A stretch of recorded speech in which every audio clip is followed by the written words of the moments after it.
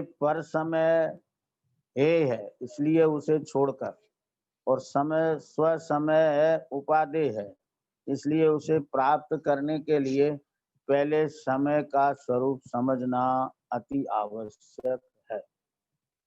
इसलिए यहाँ समय का स्वरूप इस गाथा में कहते हैं। यहाँ समय शब्द से सामान्यतया सभी पदार्थ कहे जाते हैं। प्रश्न होता है दूसरी गाथा में भी समय का अर्थ आत्मा किया था और यहाँ समय का अर्थ सभी पदार्थ करने का प्रयोजन क्या? माने पहले तो दूसरी गाथा में भी समय का स्वरूप टीकाकार ने कहा था और तीसरी गाथा में भी समय का स्वरूप कह रहे।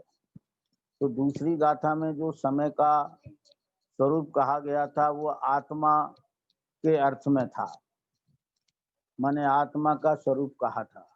अब तीसरी गाथा में समय का स्वरूप कहते हैं तो सभी समय का अर्थ पदार्थ भी होता है, तो सभी पदार्थ समय हैं, तो सभी पदार्थों का स्वरूप इस तीसरी गाथा में कहते हैं।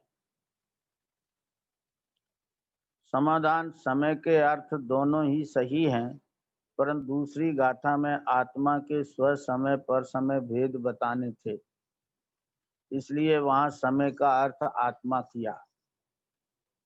माने दूसरी गाथा में आचार्य कुंद देव ने समय दो प्रकार का बताया था, स्व समय और पर समय। माने दो प्रकार के आत्मा बताए थे, इसलिए वहां जो समय का 7 वचनों द्वारा जो व्याख्या आत्मख्याति में की गई है वो समय का अर्थ वहां आत्मा है। और यहाँ तीसरी गाथा में सभी पदार्थ अपने ही एकत्व में रहने से सुंदर हैं, फिर भी यह जीव पर के साथ संबंध बनाता है इसलिए दुखी है। क्या तीसरी गाथा में सभी पदार्थ अपने गुण पर्यायों के एकत्व में रहने से सुंदर हैं? क्या ख्याल में? तो ऐसे यहाँ पदार्थ का अर्थ समय किया है, तो सभी पदार्थ अपने गुण पर्यायों के एकत्व में रहते हैं इसलिए वे सर्वत्र सुंदर हैं। लेकिन सर्वत्र सुंदरता होते हुए भी यह जीव क्या करता है कि पर के साथ संबंध बनाता है। क्या ख्याल?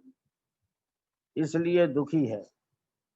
वो भी स्वयं चेतन और संबंध बनाता है जड़ से, स्वयं अनादि निधन और संबंध बनाता है कर्म से। कर्म तो स्कंद हैं, उद्गल के विभाव हैं,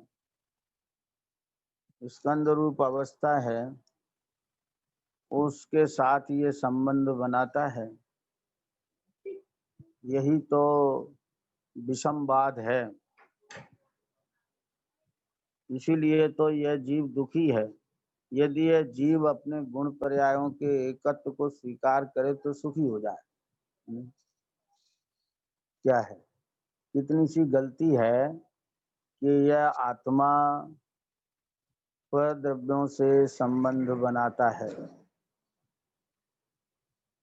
और अपने गुण पर्यायों के एकत्व के सौंदर्य को स्वीकार नहीं करता और पर के साथ संबंध बनाता है, इसलिए दुखी है।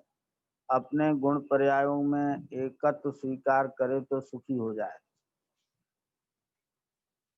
आगे कहते हैं समयते, अर्थात एक ही भाव से एकत्व पूर्वक अपने गुण पर्यायों को प्राप्त होकर जो परिणमन करता है तो समय है, परंतु नया अध्यात्म कहता है यहाँ अपनी पर्याय रूप परिणमन को आत्मा कहा है। सम्यक दर्शन के विषयभूत त्रिकाली ध्रुव आत्मा की यहाँ बात नहीं है।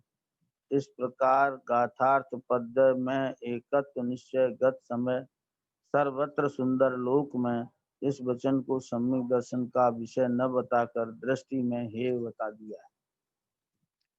क्या है? तो देखो, ये समयते अर्थात एक ही भाव से एकत्व पूर्वक अपने गुण पर्यायों को जो प्राप्त होता है, कौन? आत्मा अपने गुण पर्यायों को प्राप्त होता है, परिणमन करता है, वह समय है। परंतु नया अध्यात्म कहता है यहाँ अपनी पर्याय रूप परिणमन को आत्मा कहा है। क्या समझ में? माने अपनी पर्याय रूप परिणमन को आत्मा तो कहा है, परंतु अब उसे हे दिखाना है तो वो कैसे दिखाएं? तो कहते सम्यक दर्शन के विषयभूत त्रकाली ध्रुव की बात यहाँ नहीं है। यहाँ एकत्व तो दिखाया है गुण पर्यायों में, परंतु एकत्व स्वीकार नहीं है। इसलिए नए अध्यात्म की मान्यता वाले कहते हैं कि सम्यक दर्शन के विषयभूत जो त्रकाली ध्रुव आत्मा है उसकी यहाँ बात नहीं है। माने सम्यक दर्शन के विषयभूत जो आत्मा है उसकी बात यहाँ नहीं है, ऐसा निषेध कर देते हैं।